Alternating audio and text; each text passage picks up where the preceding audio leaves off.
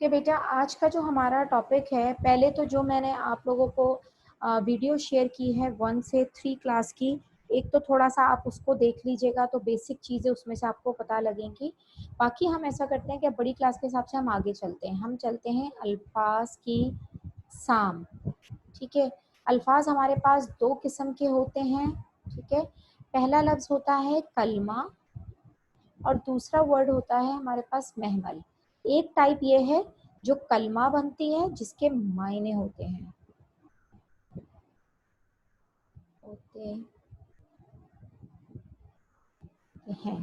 ठीक है। एक हमारे पास आ जाती है, एक हमारे पास हाँ, महमल होता है जिसके कोई मायने नहीं होते, जिसके कोई माना नहीं होते। ठीक है, कलमे के मायने होते हैं, महमल के मायने नहीं होते। इसी तरीके से अगर मैं कलमे की बात करती हूँ तो आप लिख सकती हैं रोटी। ठीक है, इसी तरह हम लिख सकते हैं खाना। इसी तरीके से हमारे पास आ जाएगा कपड़े। ओके, लेकिन अगर मैं आपको ये कहती हूँ कि मैं लिखती हूँ रोटी वोटी, खाना वाना, ओके, कपड़े वपड़े, तो ये जो वर्ड हैं इनके ये कोई लफ्ज़ नहीं है। आप लोगों को पता है इनका कोई वर्ड मीनिंग्स ही नहीं दे रहा। हमने कभी इन लफ्ज़ों को सुना ही नहीं है।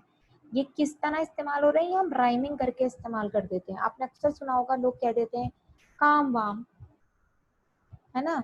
तो ये वो चीज़ें हैं जो हम यूजुअली बोलने में बहुत फ्लुएंट होते हैं तो हम उसमें कह देते हैं। जिन भी अल्फाज के मायने होते हैं, जो भी अल्फाज अपना एक प्रॉपर मीनिंग रखते हैं, वो कलमा कहलाते हैं। ठीक है, उनके मायना होते हैं। जिन अल्फाज का कोई मायना नहीं होता वो महमल कहलाते हैं, यानी कि जिनके कोई मायने या मीनिंग्स नहीं होते। इसके बाद मैं थोड़ी सी आपको इनकी एग्जांपल्स करा देती हूँ। ठीक है, तो ओके, यहाँ पर हम एक अपना कॉलम कर लेते हैं जिसके अंदर हम, हाँ जी, हम अपना एक कॉलम करते हैं।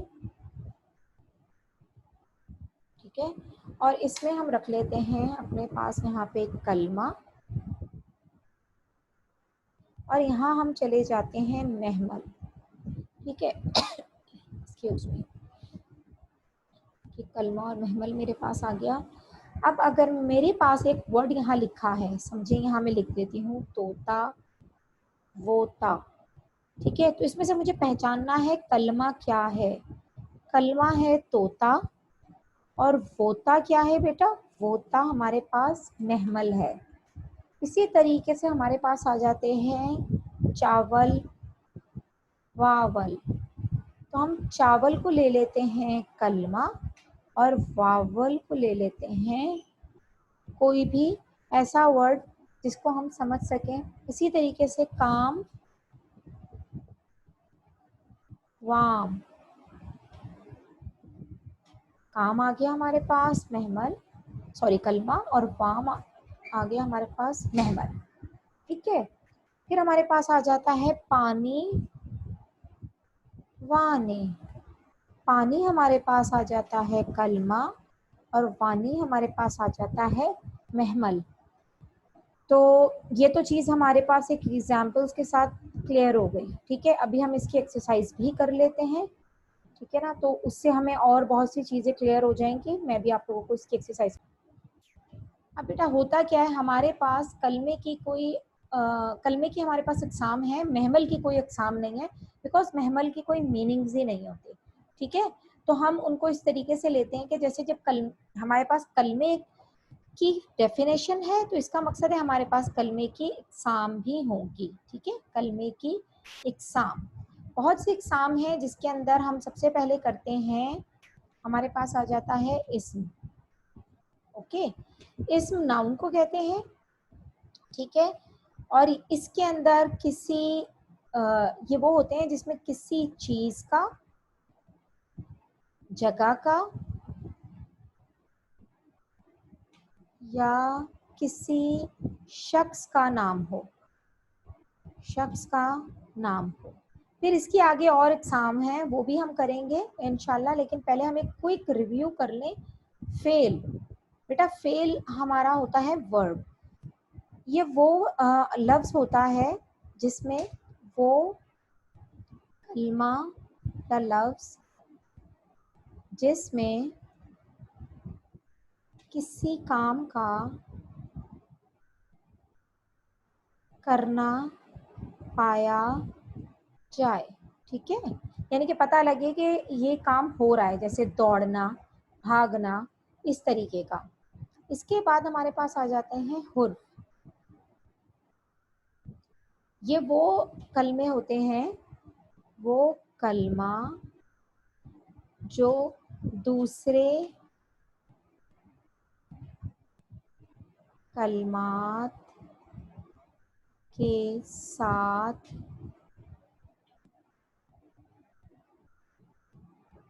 मिलकर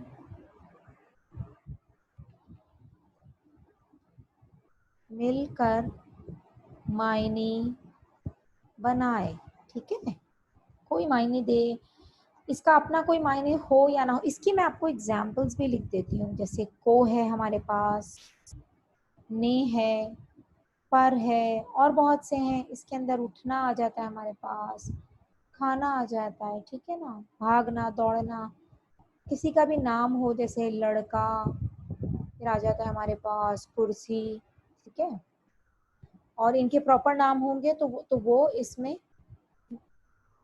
मार्फा हो जाएंगे। इसमें नकरा कहते हैं हम कॉमन नाउन को, और इसमें मार्फा हम कहते हैं मारूफ नाउन को। इसके बाद हमारे पास आ जाती है बेटा सिफत। सिफत होते हैं एडजेक्टिव्स। ये वो कलमा होता है, वो कलमा जो इस्म की खूबी, तादाद या साख्त को जाहिर करे, या साख्त मतलब कैसा दिखता है, जाहिर करे, ठीक है। इसके बाद नंबर 5 पे हमारे पास आ जाता है ज़मीर, ठीक है। ज़मीर हम कहते हैं बेटा प्रोनाउंस को, ज़मीर हम कहते हैं प्रोनाउन को, वो कलमा जो इस्म की जगह बोला जाए, ठीक है। जैसे अगर अहमद है तो उसकी जगह आपने दोबारा सेंटेंस यूज करेंगे तो उसने कहा, ठीक है ना, इस तरह करके हम ज़मीर को डिफाइन कर देते हैं, ठीक है बेटा। ये 4 से 5 ज़रूरी चीज़ें हैं जो हम लेके चलते हैं।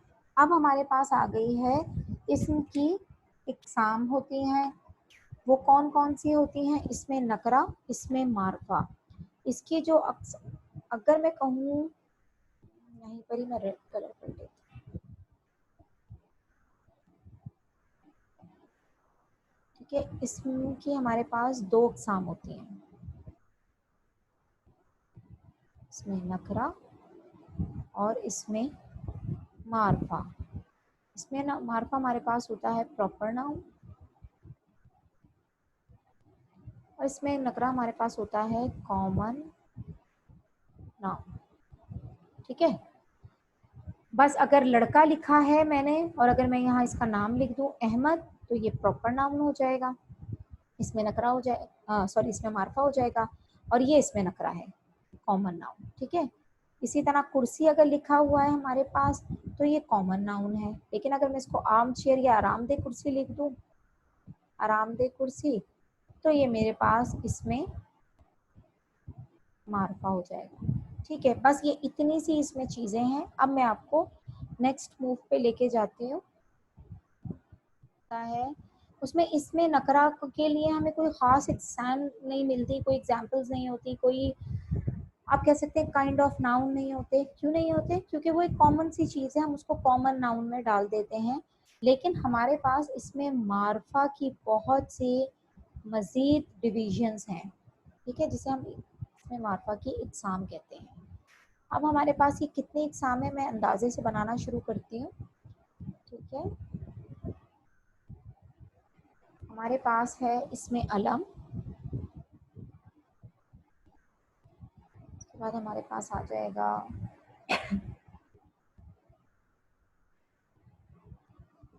अच्छा, एक चीज़ मैं आपको बताऊं कि इसके अंदर ना, इसमें अलम हमारी एक फर्दर जो है वो डिवाइडेड हो जाती है 5 उसमें, बल्कि इसको अगर मैं इस तरह करती हूँ तो ये हमारे लिए ज़्यादा आसान हो जाएगा।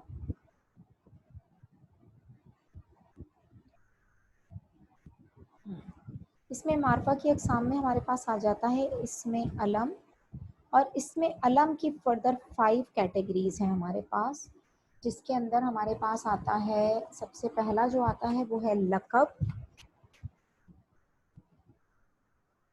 लक़ब, फिर हमारे पास आ जाता है उर्फियत, फिर हमारे पास आता है बेटा तखल्लुस,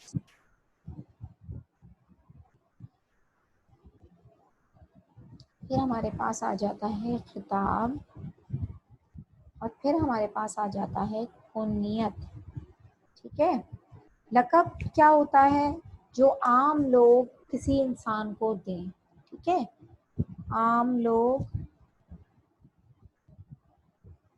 किसी इंसान को उस नाम से पुकारें तो उसे लक़ब कहते हैं। जैसे हुजूर अकरम सल्लल्लाहु अलैहि वसल्लम को सादिक को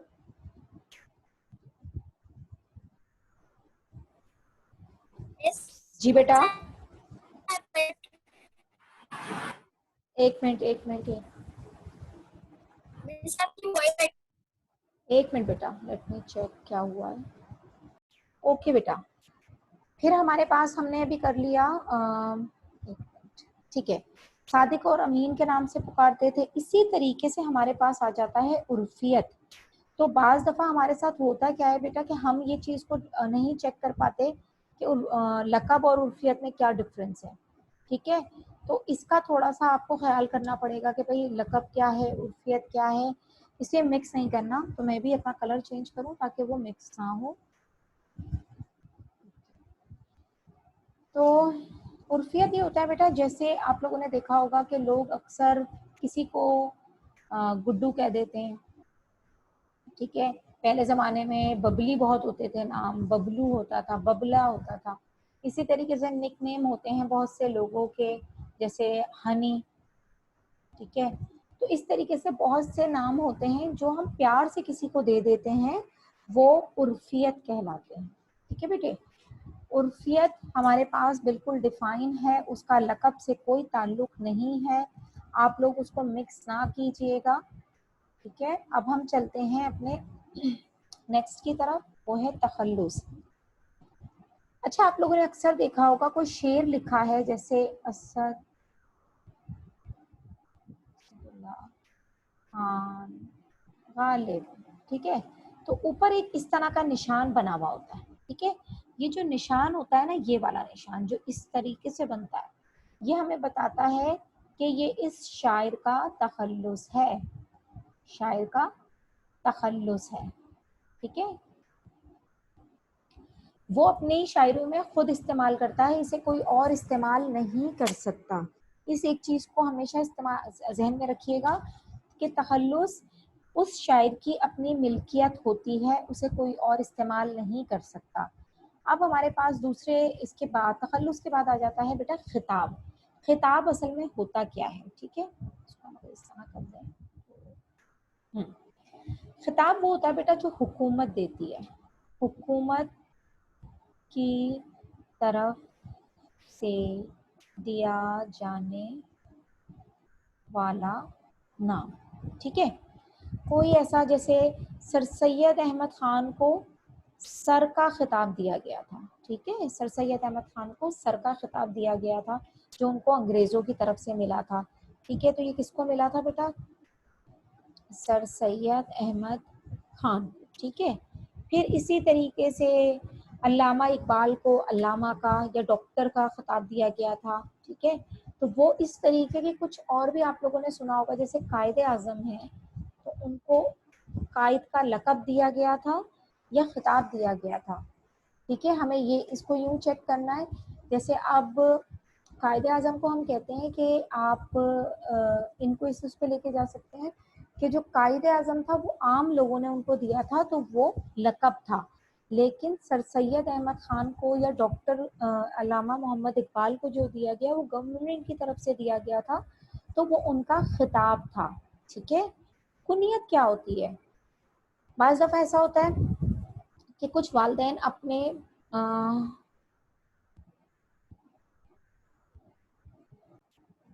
अब कुनियत बेटा, अब जैसे आप कह रहे हो बिल्कुल सही कह रहे हो, जैसे आपने लगा दिया अबू बकर, ठीक है, तो इसका मतलब है बकर उनके बेटे का नाम था और वो उन्होंने कहा कि मैं बकर का वालिद हूँ। ठीक है, अगर कोई वालदा होंगी तो वो लिखेंगी उम्मे बकर, उम्मे कुलसूम। ठीक है, तो ये वालदा है तो उम्मे कुलसूम, लेकिन अगर कोई वालिद अपने बेटी का नाम अपने साथ लिखना चाहेगा तो वो लिखेगा, सॉरी मैम जी, आपकी आवाज बहुत कट रही है। ओके बेटा, आप आपकी आवाज कट रही है। आवाज कट रही है, मैं एक मिनट चेक कर लेती हूँ।